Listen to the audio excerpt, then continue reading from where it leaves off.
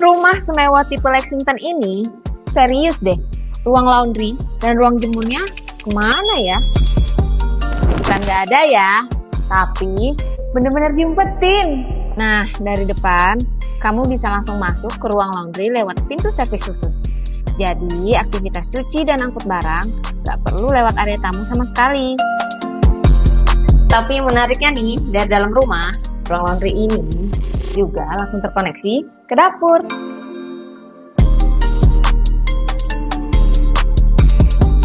Artinya apa? Praktis buat penghuni dan rumah terlihat lebih rapi. Ini ruang laundrynya.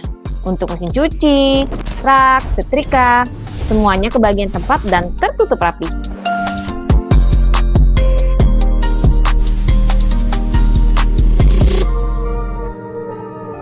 Sekarang bagian paling niat dari rumah ini. Area jemur ada di lantai 2, cuma melalui akses tangga ini.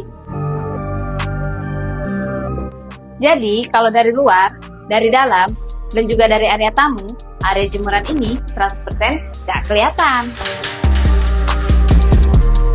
Menurut kamu, desain ruang servis yang seniat ini penting gak sih untuk rumah impian? Komen di bawah ya, karena biasanya yang kayak gini baru kerasa kalau rumahnya udah ditempatin. Tipe Lexington wajib banget masuk di survei kamu.